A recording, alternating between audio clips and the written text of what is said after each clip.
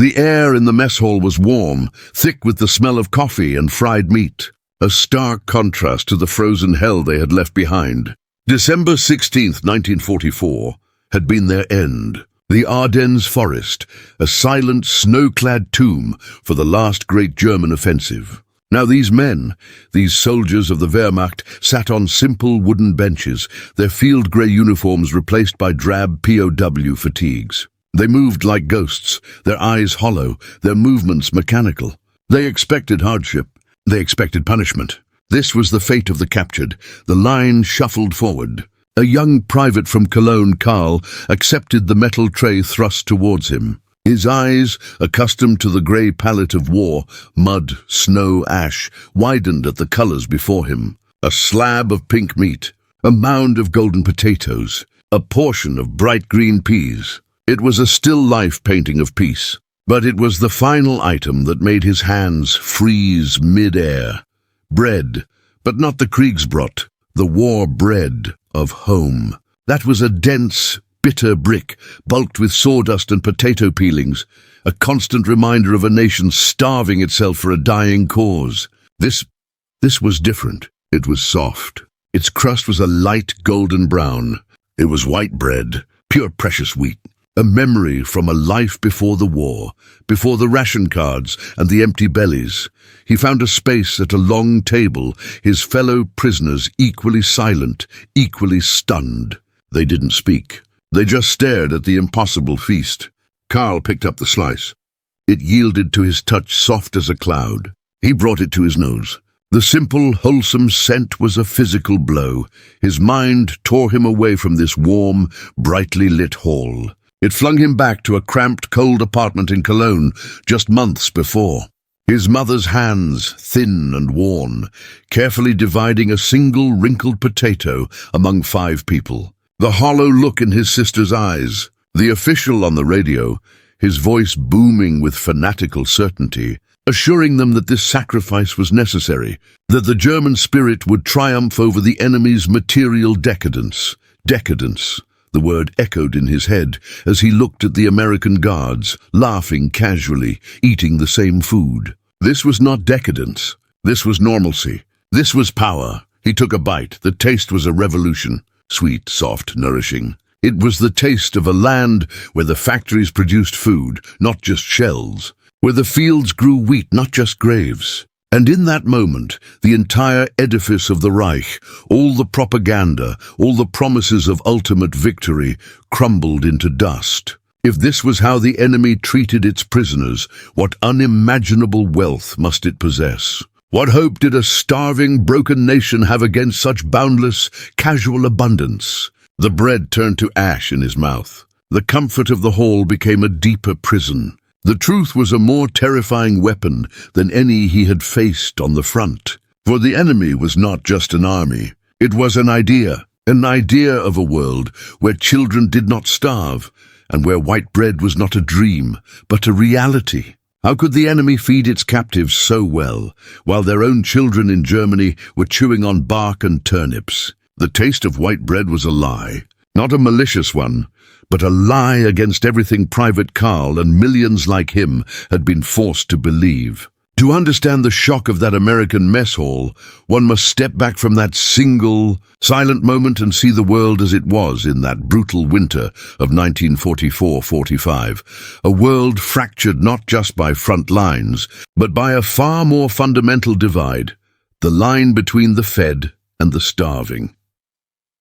In the fatherland, the war had come home to the dinner table years earlier. The British naval blockade was a noose slowly tightening, cutting off the imports that had once fed the German industrial machine. Rationing began not as a measure, but as a way of life. The official ration for a normal citizen, a dwindling category, was a scientific calculation in survival, barely enough to sustain a body through a day of manual labor. But the reality was far worse. The Kriegsbrot was a testament to German ingenuity and desperation, a loaf where barley, rye and potato flour were stretched with whatever filler could be found. Meat was a phantom memory, replaced by ersatz sausages and whispers of real flavor, but it was the children who told the true story. the hollow-eyed boys and girls whose growth was stunted by malnutrition, for whom an orange was a mythical fruit described in storybooks. The failed harvests, the fields stripped of men to feed the Eastern Front, the relentless Allied bombing that shattered supply lines, it all conspired to create a deep, gnawing hunger that was as much a weapon as any bomb. The Nazi regime preached strength through sacrifice, but the sacrifice was measured in the ribs of its own people. The home front was not a place of support. It was a place of slow, grinding collapse, and across the Atlantic, the machines of another world hummed. America's war was not one of scarcity, but of staggering, unprecedented abundance. Its agricultural heartland, untouched by bombers, worked not just to feed its own population and a massive military, but to fuel the entire Allied war effort. Bread was white and soft. Meat was plentiful. Milk flowed. While German mothers queued for hours for a handful of rotting vegetables, American households lived under a system of rationing that, to a European, would have seemed like a feast. This was the power of a nation whose industrial and agricultural might was fully intact, a power that expressed itself in the most basic of terms, calories. The global conflict was, therefore, a battle of logistics as much as logistics. It was a clash between a system buckling under the weight of its own ambition and one operating at the peak of its productive capacity. The bullet and the bomb decided battles, but the wheat field and the cattle ranch decided wars. For the German soldier, the enemy's strength was an abstract concept until it was served on a plate. But how did captured German soldiers find themselves tasting this abundance firsthand? The journey to that first bite of white bread began in chaos and ice. For Karl and thousands of his comrades, the path started in the frozen forests of the Ardennes. The great gamble, Operation Wacht am Rhein, had promised to split the Allies and turn the tide. Instead, by late December 1944, it had become a death trap. American resistance, first at St. Vith, then at Bastogne, had hardened like the frozen ground. The panzer divisions, starved of fuel and hammered by Allied aircraft, were strangled in their own ambition. Capture came not with a dramatic last stand, but often with a slow, chilling surrender. Out of ammunition, surrounded and freezing, men emerged from foxholes with hands raised, their breath pluming in the bitter air. They expected the worst. Stories of the Eastern Front, of commissar orders and summary executions, haunted them. But the Americans who searched them were often more curious than brutal, taking souvenirs rather than lives. They were processed in makeshift cages, a sea of grey uniforms in a white landscape, their identities reduced to a number. Then came the journey west, away from the front. Trucks to overcrowded holding camps in France, where the scale of the defeat became clear. They were not alone. There were thousands, then tens of thousands. The logistical nightmare for the Allies was immense. How to house, guard and feed this sudden flood of prisoners. The solution was as audacious as it was unimaginable to the Germans. They would be shipped across the Atlantic. The transatlantic voyage was a descent into a profound disorientation. Packed into the holds of Liberty ships, they felt the vast, rolling power of the ocean. The air was thick with salt and the smell of fear. Many had never seen the sea. Rumors swirled. Were they being taken to work in mines? To be abandoned on some remote island? The secrecy was absolute. When land finally appeared, it was not a war-torn European shore. It was a coastline of untouched forests and quiet towns. There were no bomb craters, no blackened ruins. The sky was clear of aircraft, the air silent of artillery. It was a peace so profound it felt alien. Disembarking in New York or Boston was like stepping onto another planet. The sheer, vertical scale of the cities, unmarked by war, was staggering. The lights, cities ablaze with light. A reckless, glorious display of energy that felt like a personal insult to the blackout existence they had known for years. The Americans who guarded them were well-fed, confident, and often casually friendly. There was no hatred in their eyes, only a kind of bored efficiency. The Germans were marched through these streets of plenty, past shops with full windows, past civilians who barely glanced at them. They were not monsters. They were a nuisance. They were loaded onto trains, and America unfolded outside their windows like a dream of impossible prosperity. Endless fields, fat livestock, bustling towns. Every mile was a fresh shock, a silent rebuke to everything they had been told about the weak, decadent enemy. They arrived at camps in the American heartland, places like Camp Alva in Oklahoma or Camp Concordia in Kansas, orderly complexes of barracks surrounded by wire. It was clean, it was organized, and it was secure. They had arrived in a land that war had not touched, a testament to a power that could project its army across an ocean while its homeland remained a paradise. Yet their greatest surprise wasn't America's cities or safety, it was what waited for them on the mess hall tray. Life settled into a bizarre, structured normality. The barbed wire fences and guard towers were a constant reminder of their status, but inside the compound, a strange society emerged. For men like Karl, the shock of America was not a single event, but a daily, grinding realization. The camp, whether in the rolling hills of Pennsylvania or the flat plains of Texas, was a world unto itself, governed by the strictures of the Geneva Convention and the overwhelming abundance of their captors. Their days were regulated not by the scream of shells or the order to advance, but by the sound of a bell. Réveillé, roll call, meals, work detail, lights out. The housing was Spartan but clean, wooden barracks with bunk beds, coal stoves for heat and electric lights. There were libraries with books, sports fields for soccer, fussball, and even theatres where the prisoners put on plays. This was not the brutal imprisonment they had been conditioned to expect. It was, in many ways, more orderly and secure than the front lines they had left behind. But the true center of this new universe, the place where the war was won and lost every single day, was the mess hall. The Geneva Convention mandated that prisoners of war be fed rations equal in quantity and quality to those of the depot troops of the detaining power. The Americans, with their bottomless logistical capacity, did not just meet this standard. They exceeded it in a way that was psychologically devastating. The meals were served with a monotonous regularity that spoke of immense wealth. Breakfast might consist of oatmeal, eggs, bacon, and real coffee. Lunch offered stews with actual meat and vegetables. Dinner was often the main event, pork chops, fried chicken or beef, accompanied by potatoes, bread, and sometimes even dessert. The quality and quantity were staggering.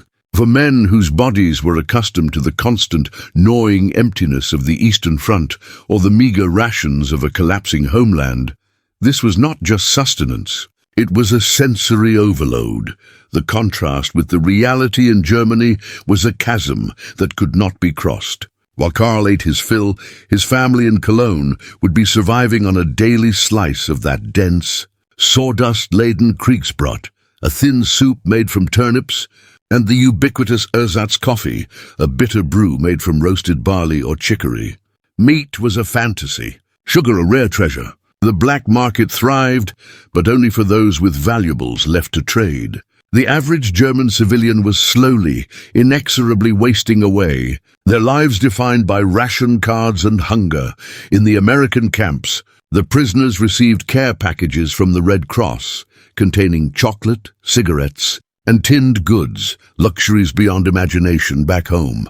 They could even purchase items from the camp canteen with the scrip they earned from work details. The abundance was so profound that some prisoners began to gain weight, their gaunt faces filling out a physical transformation that was a constant. Silent accusation against the regime they had served. The guards, many of whom were older men or those deemed unfit for frontline service, watched this with a casual air. To them, this was simply procedure. But to the prisoners, every meal was a lesson. It taught them about the true balance of power. It was not about who had the better tactics or the fiercer spirit. It was about who could feed their army, their people, and even their enemies without breaking a sweat. The war was not just a contest of weapons, but of stomachs, and that's where the white bread became more than just food. It became a symbol. In Europe, bread was not merely sustenance. It was identity. It was history baked into a crust. For a German, the staple was Schwarzbrot, a dense, dark rye sourdough. Its robust, slightly sour taste was the taste of home, of the soil, of 1,000 years of peasant tradition. It was the food of the people, hearty and honest. White bread, Weissbrot, was different. It was lighter, finer, made from expensive, heavily milled wheat. Before the war, it was for Sundays, for celebrations, for the upper classes who could afford such refinement. It symbolized a life less burdened, a touch of luxury. The Nazi regime, in its perverse manipulation of symbolism, had twisted this further. They promoted a mythology of blood and soil, where the dark, hearty rye bread was the true nourishment of the Aryan Volk, strong and unpretentious. White bread was sometimes derided as decadent, foreign, a symbol of the weak cosmopolitan influences they sought to purge. This was propaganda, of course, but it seeped into the cultural consciousness. So, when a German soldier like Karl was handed a slice of soft white American bread, the act was loaded with a cultural shockwave that went far beyond nutrition. He was not just eating, he was participating in a profound contradiction. The supposed food of the decadent enemy was now his daily ration. The luxury item, reserved for the elite at home, was being consumed by the lowliest of the low, a prisoner of war. And it was not just available, it was abundant, discarded without a second thought. This created a distorted reality that gnawed at the psyche. In the prisoner's mind, a terrible equation began to form. If the lowest rank in the American system, a captured enemy, ate like a king, then what did that make the lowest rank in the German system? What did that make his own family? The white bread on his plate became a direct indictment of the black bread, or lack of it, on his family's table. He was living in a world where the hierarchy was inverted, where the victors were so secure in their power that they could afford to treat their captives better than the fatherland treated its own heroes. Every meal was a silent lecture on comparative civilizations. The dark, coarse Kriegsbrot of Germany spoke of scarcity, of a nation grinding itself down to the bone for a war it could not sustain. The soft, white bread of America spoke of a surplus so vast it could be wasted, of an agricultural and industrial machine operating on a scale the Germans could scarcely comprehend. The prisoner was not just being fed. He was being educated. He was learning that the war was not a clash of equally matched titans, but a contest between a system that was consuming itself and one that was producing miracles. The comfort of the mess hall became a chamber of psychological torture. The full stomach felt like a betrayal. Each bite was a reminder that the sacrifice back home, the hunger, the cold, the loss, might all be for nothing. The very substance that was supposed to give him strength instead filled him with a deep, unsettling confusion. The foundation of his world, built on faith in the Reich and its cause, was being eroded, not by propaganda leaflets, but by the most basic proof of a full belly. But this contrast sparked not only disbelief, it ignited shame, resentment, and a bitter realization. The barbed wire was not just around the camp.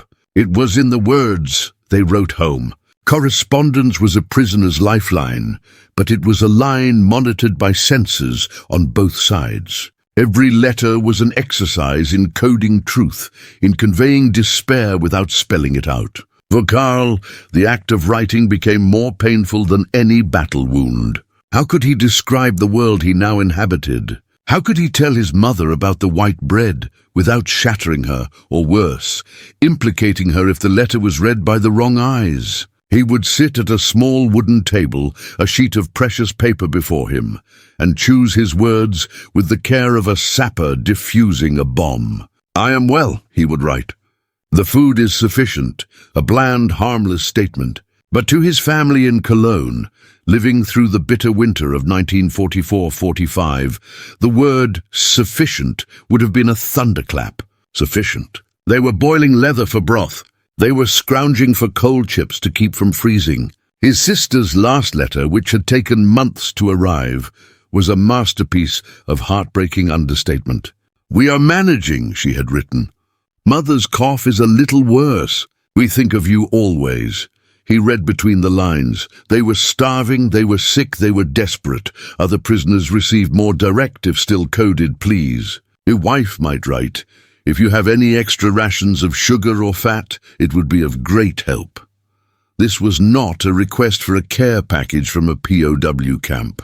It was a cry from the abyss, a confession that the system had completely broken down. Some letters spoke of children's birthdays with no treats, of Christmas dinners with no meat, of the constant grinding effort to simply find enough calories to see the next sunrise. They described the landscape of defeat, not in terms of lost battles, but in hollow cheeks and threadbare coats. These letters transformed the camp's abundance from a curiosity into a source of deep, personal torment.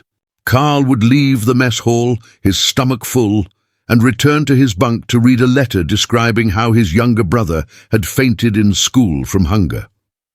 The weight of the food in his belly became a weight of guilt. He was safe, warm, and fed, while his family faced the apocalypse he had been sent to fight. The very act of eating felt like a betrayal. He would look at the other prisoners during mail call and see the same silent anguish on their faces, the grimace as a piece of bad news was decoded. The hollow stare of a man realizing his sacrifice had been for nothing. The carefully censored words on thin paper were more effective than any Allied propaganda broadcast. They were personal, intimate, and undeniable. They painted a picture of a homeland in its death throes, a reality that stood in stark, ugly contrast to the peaceful, prosperous America that stretched beyond the wire. The official Nazi news, which sometimes reached the camps, spoke of new wonder weapons and unbreakable will. The letters from home spoke of turnips and despair. Which truth was more real? And some POWs began asking themselves a dangerous question. Had they been lied to all along? For years, the voice of the Reich had been a constant drumbeat in their ears. It crackled from radios in town squares, stared out from posters on every street, and was shouted from podiums by men in uniforms adorned with medals. The narrative was unshakable. America was a degenerate democracy, a chaotic mix of races on the brink of collapse. Its people were soft, greedy, and weak-willed, incapable of the sacrifice required for total war. Their wealth was a hollow facade, ready to crumble at the first real test. This was the truth they had fought for. This was the enemy they had been sent to destroy. But now they were living inside the illusion. And it was no illusion. The propaganda was not just wrong. It was inverted. The supposed weakness was, in fact, an overwhelming strength. The alleged decadence was a breathtaking prosperity. A prisoner on a work detail, repairing a road in rural Kansas, would see endless fields of wheat stretching to the horizon. He would see barns bursting with grain, cattle that were fat and healthy. This was not the picture of a nation on the brink. This was the picture of a continent-sized breadbasket, operating at full tilt. Even the treatment they received was a refutation of everything they had been told.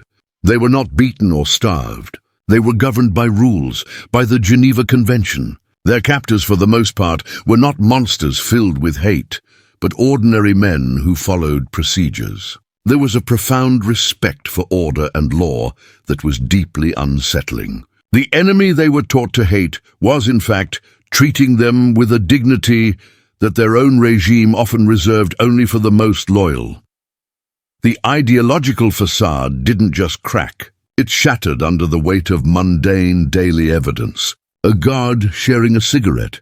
A farmer's wife bringing a basket of apples for the work detail.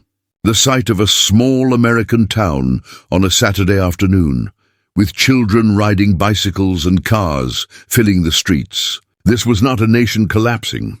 It was a nation thriving. The war, for America, was something happening far away, an industrial project they were efficiently winning.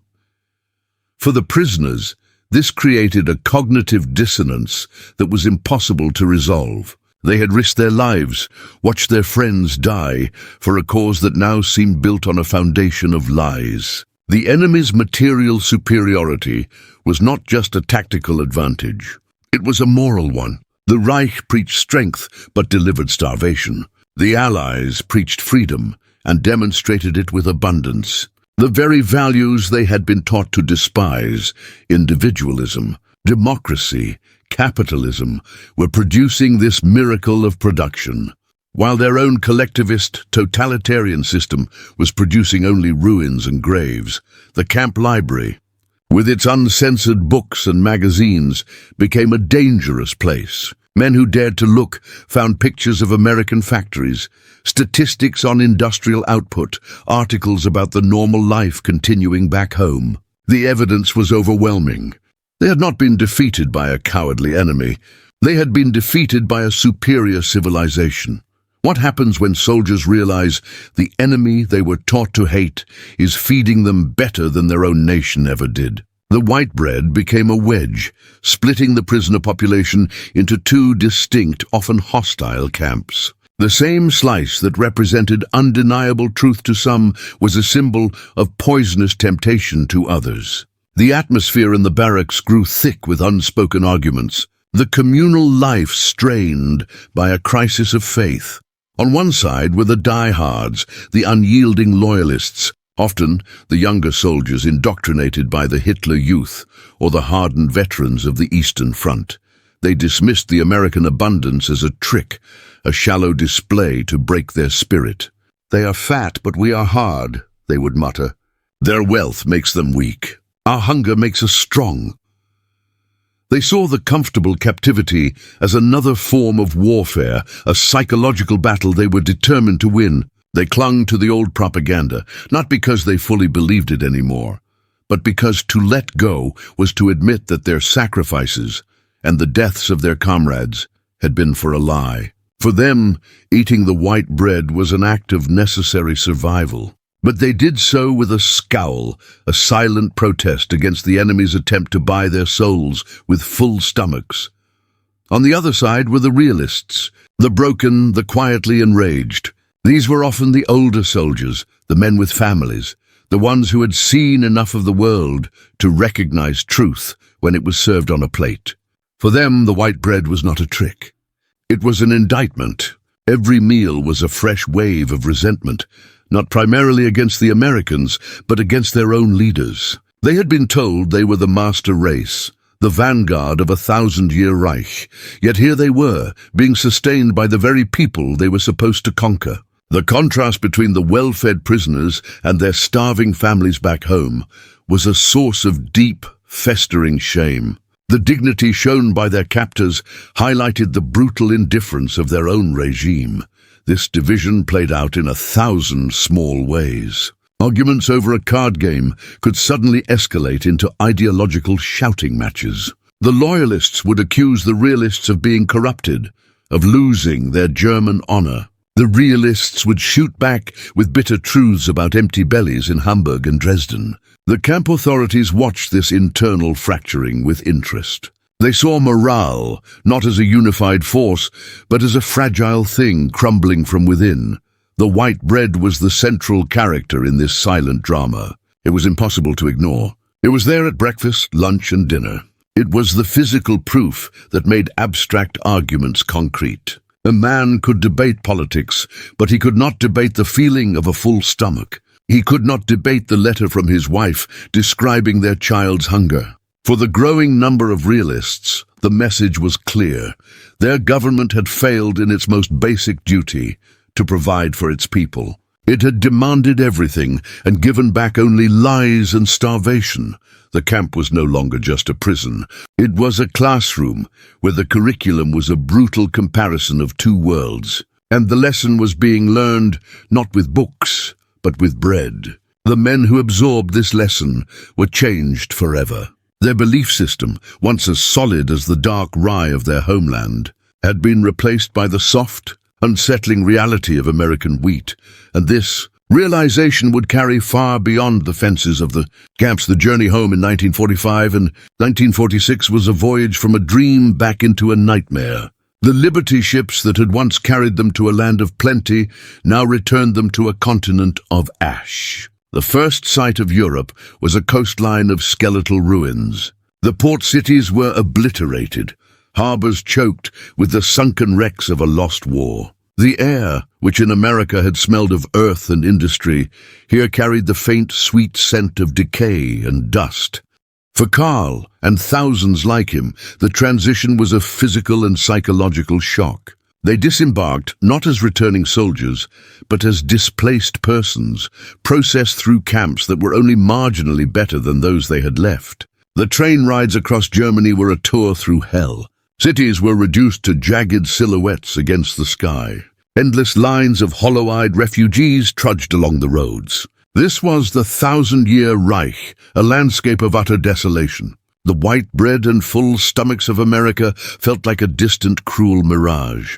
Then came the reunion. Picking through the rubble of Cologne, Karl found his family's apartment building, or what was left of it. They were living in a single room, patched with scraps of wood and tar paper.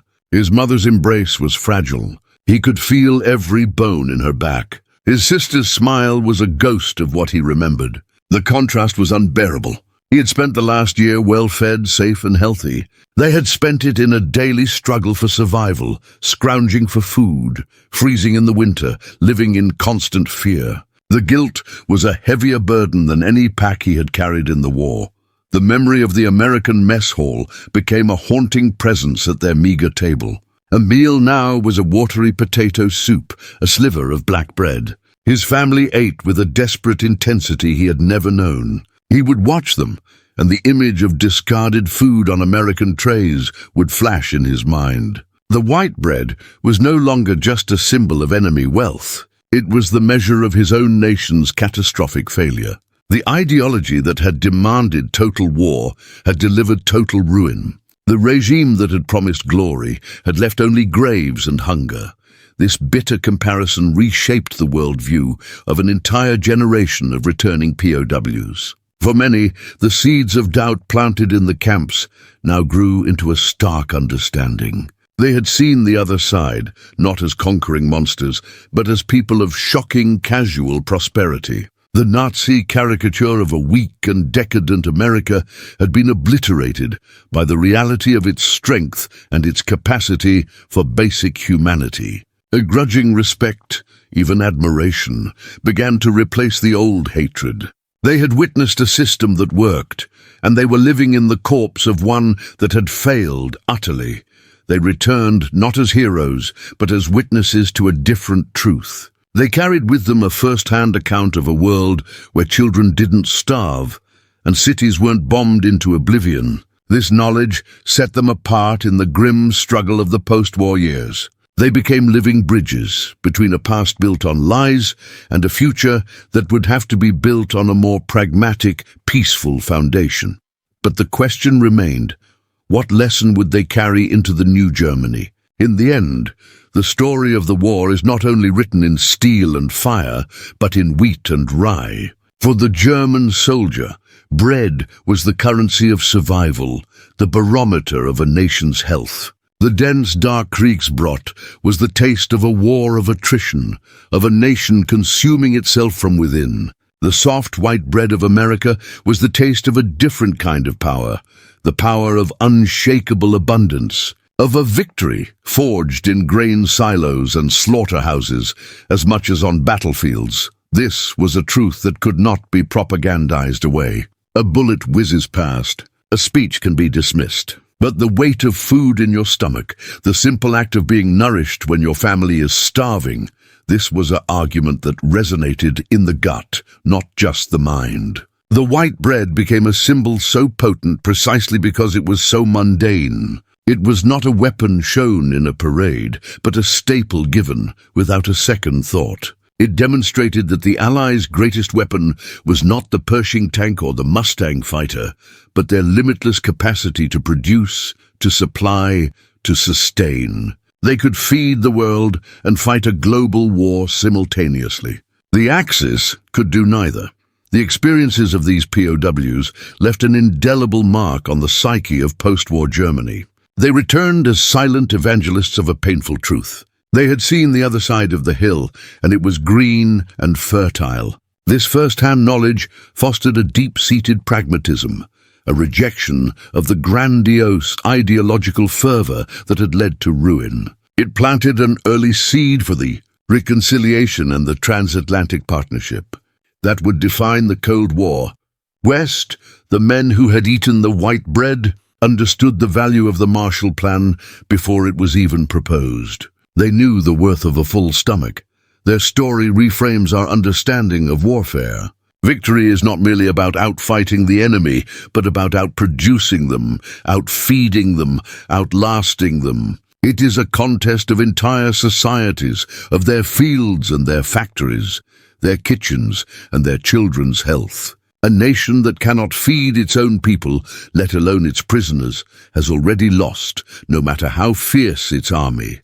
This lesson echoes through history, a timeless reminder of the foundations of true power. Prosperity is not decadence, it is resilience. The ability to extend humanity, even to a defeated foe, is not a weakness, but the ultimate sign of strength. In times of conflict, the most powerful propaganda is not a slogan, but a loaf of bread. For German POWs, one slice of white bread told them more about the world than 1,000 speeches ever could.